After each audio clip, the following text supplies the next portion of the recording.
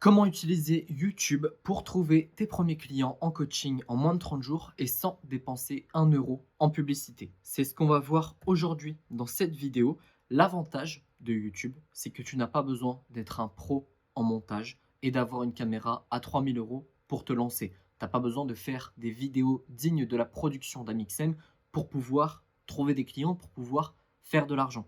Tu as juste besoin de ton téléphone pour te filmer ou alors d'une petite caméra, mais vraiment pas très chère. Moi, j'ai commencé avec une webcam à 70 balles, donc c'est vraiment rien. Un micro ou pas, parce que bah, là, actuellement, c'est mon iPhone qui prend aussi le son. Et tu as besoin d'un support pour tes vidéos. Donc, quand je dis un support, je parle d'un outil comme MindMeister, Miro, Canva, etc. Là, par exemple, pour le coup, j'utilise Miro. YouTube, c'est absolument pas Instagram. Ça prend beaucoup plus de temps. Attention, ne te décourage pas, ne quitte pas cette vidéo juste parce que je dis ça. Écoute bien jusqu'au bout. Ça prend beaucoup plus de temps pour avoir des résultats parce que ça marche avec le SEO. Ok? Donc en fait, ça va monter petit à petit et après, ça aura un effet exponentiel ou pas parce qu'en fait, on s'en fout totalement des vues. Ok? Je vais y revenir après. Mais c'est vraiment une machine à cash quand tu sais l'utiliser. Il y a des dizaines d'avantages à être sur YouTube, mais aujourd'hui, je vais t'en donner 3. La durée d'une vidéo. On va analyser cette vidéo après en détail pour te montrer comment on crée une description, un titre, etc. Mais là, tu vois, cette vidéo, elle est, je l'ai sortie début d'année. 1, 2, 3, début d'année, pardon. Sur ces 48 dernières heures, elle a fait 6 vues. Et comme tu peux le voir ici à la courbe, ça ne fait que monter. Monter, monter, monter, monter, monter, monter. Et ça sur chaque vidéo. Et on s'en fout que ça fasse une vue ou 2 vues toutes les 24 heures. Tant que ça fait des vues, c'est ça qui compte. Et le truc, c'est qu'avec l'effet cumulé de toutes tes vidéos, admettons, tu te dis, voilà, 6 mois plus tard, une vidéo banale, pas une vidéo qui a percé, une vidéo qui est normale en termes de reach, etc. Elle te sort 2 vues par jour au bout de 6 mois. Mais en fait, si tu as 50 vidéos comme ça te fait 100 vues à chaque fois. C'est énorme. C'est énorme. L'effet cumulé de YouTube est énorme. Et il y a vraiment, moi, je ne vois pas d'inconvénient à se lancer sur YouTube, à faire des vidéos YouTube. Ok? C'est que du positif. Ça, c'est le premier avantage. Le deuxième, c'est que les spectateurs sont beaucoup moins teubés que sur Instagram. Ça va peut-être en vexer plus d'un, mais la plupart des gens ont une capacité d'attention euh, d'à peine quelques secondes. Ok? Si je sors un contenu comme ça sur Insta, il va pas faire de vues. Les gens sont trop occupés à scroller. Le scroll, enfin les réseaux sociaux de toute façon, euh, c'est un énorme problème. Quand on n'est pas de l'autre côté de la barrière. C'est-à-dire que quand on est producteur, ok, producteur de contenu, quand on est consommateur, c'est vraiment une drogue. C'est désastreux. C'est un désastre sur le cerveau, sur la société. Les réseaux sociaux, c'est vraiment une dinguerie. C'est pour ça qu'il faut essayer de créer du contenu. Nous, en tant que créateurs de contenu, enfin, ça fait partie de notre métier, euh, que ce soit de coach, de prestataire de services, etc., de créer du contenu qui est utile, pas du contenu qui va ramollir le cerveau des gens. Ça, c'était le deuxième. Passons au troisième. C'est le meilleur contenu euh, pour fidéliser et donc par la suite vendre. J'ai pas dit que ça servait à vendre. J'ai pas dit YouTube sert à vendre. J'ai dit que c'était le meilleur moyen de fidéliser. Et en fait, si tu n'as pas de fidélisation, si tu n'arrives pas à créer une connexion émotionnelle avec ton prospect n'achètera pas. Ok? Donc YouTube pour moi, c'est euh, surtout pour les coachs, hein, c'est un indispensable. Il faut créer des vidéos. Je t'en parlerai après par rapport à la fréquence de publication. Euh, mais c'est vraiment incroyable. Et le truc, c'est que tu n'as pas besoin de faire beaucoup de vues. C'est-à-dire que quand je sors une vidéo, par exemple, comment trouver tes premiers clients en tant que coach, par exemple. Les 100 personnes, ces 100 personnes, si je le voulais et si elles le voulaient, pourraient rentrer dans mon accompagnement. Ce qui veut dire que ces 100 personnes, ces 100 prospects qualifiés, ok? Si je sors une vidéo où je dis comment percer sur Instagram, moi, ma cible, c'est les coachs. Il y aura des prestataires de services, il y aura des formateurs que je pourrais éventuellement convertir et leur dire voilà, le coaching c'est mieux, mais c'est un plus gros travail pour moi. Il y a des gens qui veulent juste percer pour être influenceur, etc., etc. Donc en fait, je préfère, et ça c'est un truc que tu dois retenir, il faut que tu le notes quelque part, je préfère faire 100 vues, même 50. 50 vues d'une audience qualifiée que 1500 de touristes. Ok, même si dans les 1500, tu vas réussir à convertir. Pour la petite histoire, je l'avais déjà raconté il y a longtemps, ma première vidéo YouTube avait fait 50 vues. 50 vues, j'ai converti 2 personnes. Mon coaching à l'époque était à 2000 euros. 2000 x 2, 4000 euros avec une vidéo à 50 vues sur YouTube. Je trouve que c'est pas mal. C'est bien beau tout ça, mais comment on fait? Je vais tout t'expliquer en détail, mais juste avant, si tu as besoin de conseils personnalisés, si tu sens que tu as besoin d'aide, tu peux réserver ton coaching offert de 30 minutes. Je vais répondre à absolument toutes tes questions pour que tu repartes avec le plus de valeur possible. Le lien est dans ma description, le lien est aussi dans le premier commentaire épinglé. Je t'invite vraiment à le prendre parce que de 1, je mange personne, de 2, ça va vraiment, vraiment t'aider parce que je donne tout. Et de 3, n'attends pas d'être au bord du gouffre. Il y a plein de gens en ce moment qui abandonnent. Je ne sais pas si c'est parce que c'est la rentrée ou quoi que ce soit. Il y a plein de gens qui me disent: «Bah, en fait, j'ai arrêté mon business parce que ça marchait pas» et qui n'ont jamais pris mon coaching offert. Et j'aurais pu certainement les aider et leur faire sortir la tête de l'eau. Donc vraiment, n'hésite pas. J'ai mis 2 petits témoignages. Sacha, 2000 abonnés, pas de clients depuis plusieurs mois. Salut Martin, bonne nouvelle, le carrousel qu'on a fait pendant le coaching offert a bien fonctionné. Converti 3 personnes qui ont pris un call avec moi, j'en ai closé une à 997 euros. C'est l'importance de faire du contenu de vente et pas se concentrer uniquement sur l'acquisition. Noé qui envisageait sérieusement de tout arrêter et de retourner dans le salariat. Comme j'ai dit, il y en a plein qui le font en ce moment, je ne sais pas pourquoi. Plus de clients depuis notre coaching de 30 minutes. 1500 x 2, ça fait 3000 euros. J'ai bien cru que j'allais devoir retourner dans le salariat. Je fais encore 1 ou 2 ventes et je rejoins ton accompagnement. Noé, je t'attends.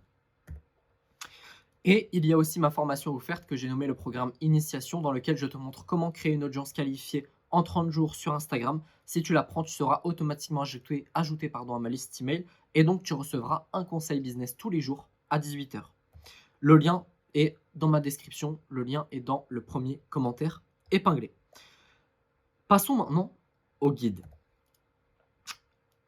La première chose, ça va être de créer du contenu qui résout des problèmes concrets. Concrets, on ne parle pas pour rien dire sur YouTube. La première règle, c'est que les gens ne cherchent pas des coachs, ok? Ils ne cherchent pas coach de vie, coach business ou quoi que ce soit. Ils cherchent des solutions à leurs problèmes. Et ça, c'est la première étape, c'est trouver un titre. Ok? Moi, par exemple, pour cette vidéo, je sais à peu près le titre que je vais donner.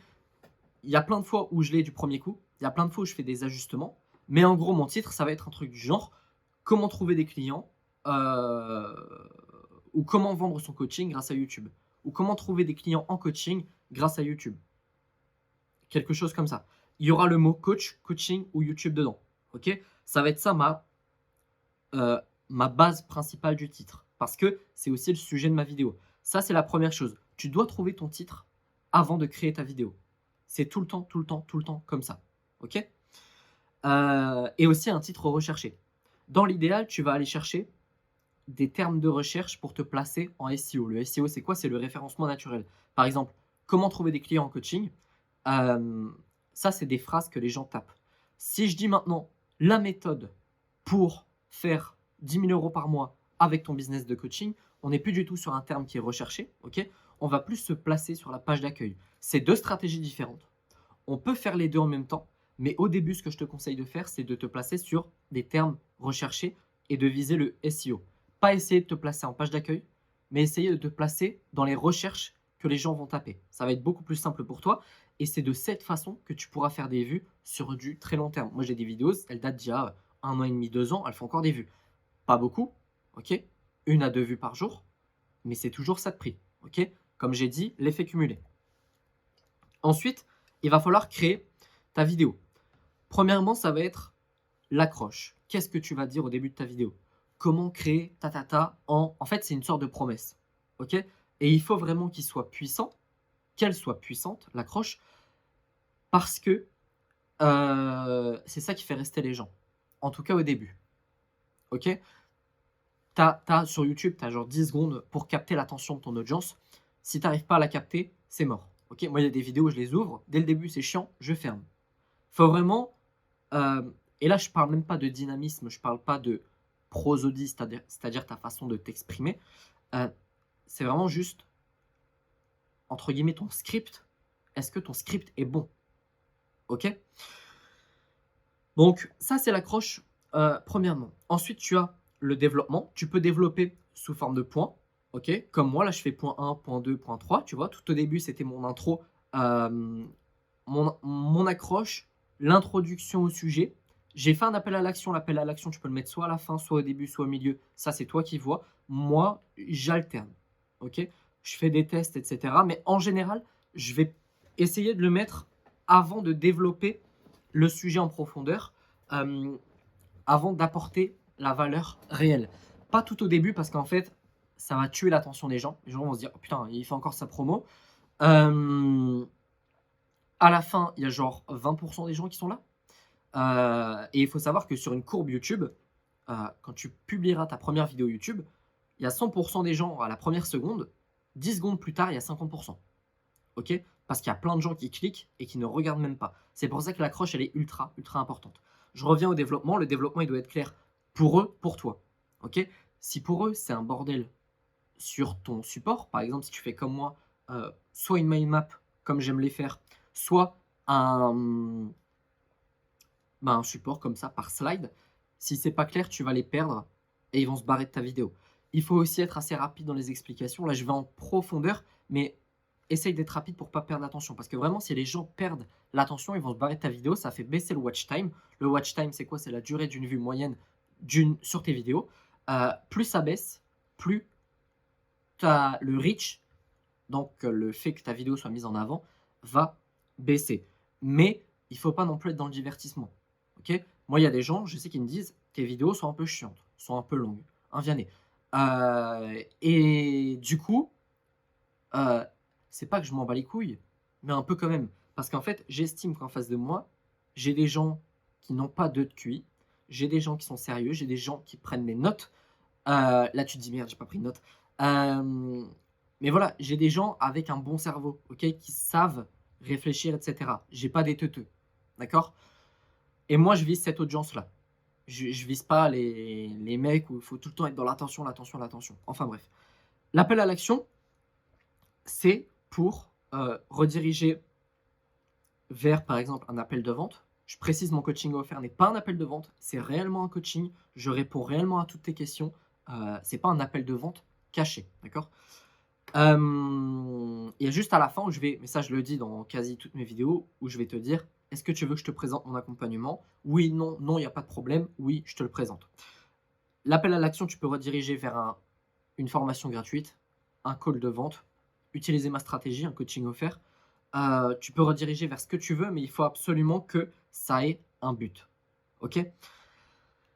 Ce truc-là, accroche, développement, appel à l'action, c'est simple, mais c'est ultra efficace. OK? J'ai pas envie de te donner une stratégie très, très complexe parce que ça ne sert à rien.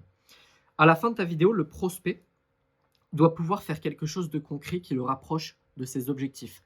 Par exemple, là, la première slide ici, avec ce que je t'ai dit, tu es censé pouvoir trouver un titre qui est recherché.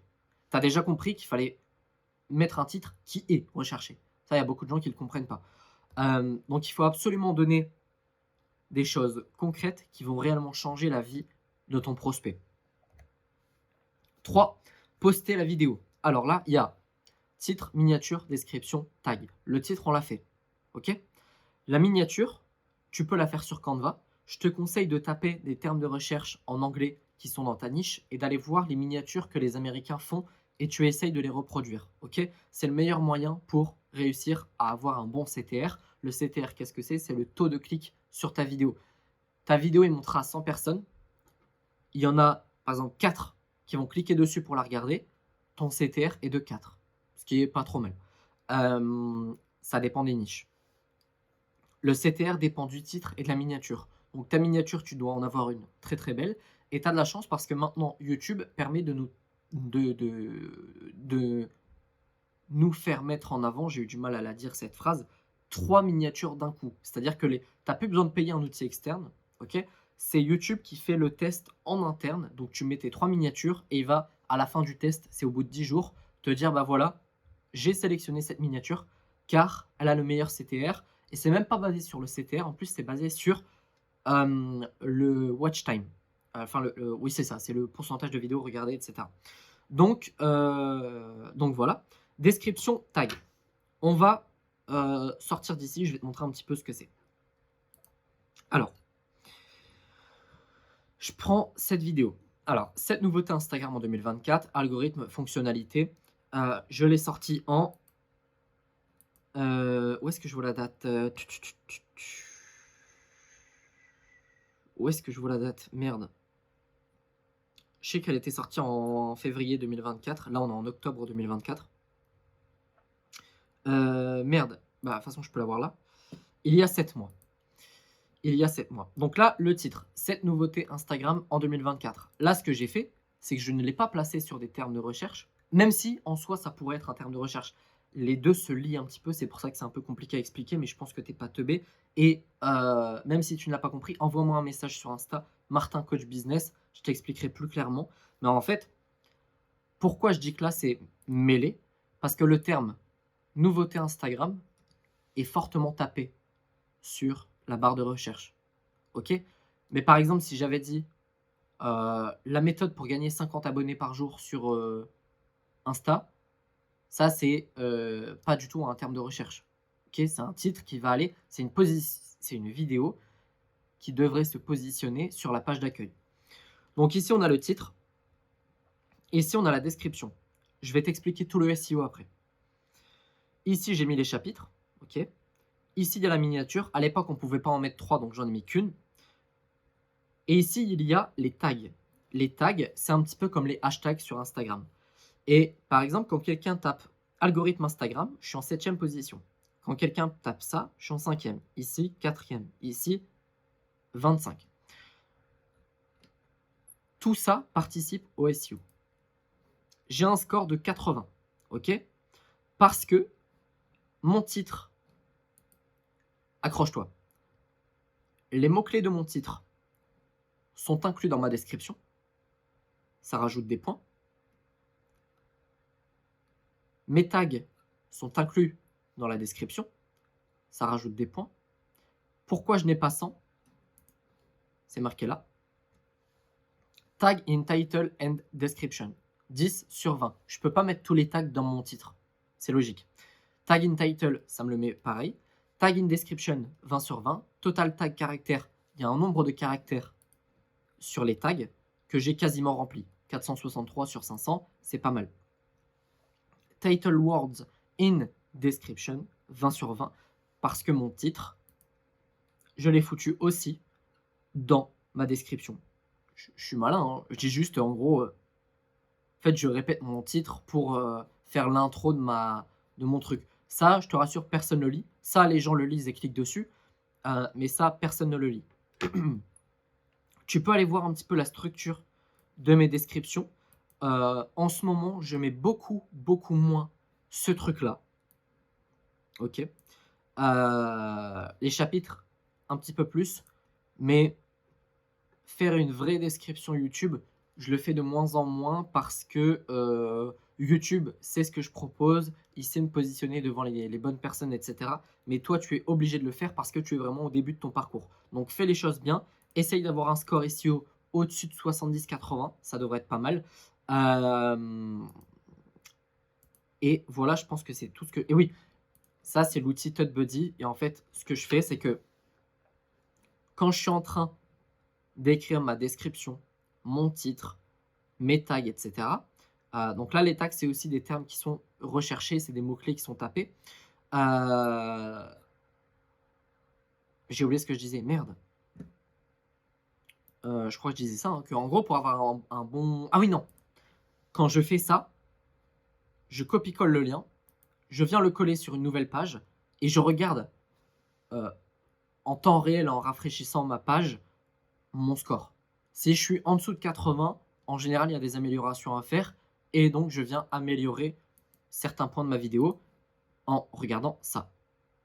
Ok? Si par exemple c'est marqué tag in description 10 sur 20, c'est que j'ai oublié de mettre certains tags dans ma description. Ok? Et il faut aller chercher un 20 sur 20. Tu peux t'aider de ChatGPT, il n'y a aucun souci. Passons à la suite. 4. La fréquence. Faut-il publier une fois par semaine, une fois par mois, 2 fois par semaine, 3 fois par semaine? Eh bien là, j'ai envie de te dire, c'est au cas par cas, c'est par rapport à ton objectif. Si tu considères que YouTube est un pilier de ton business comme moi je le considère, minimum une fois par semaine. Si tu te dis juste, c'est pour réchauffer un peu mes prospects en plus de ma formation gratuite, une par mois, c'est bien.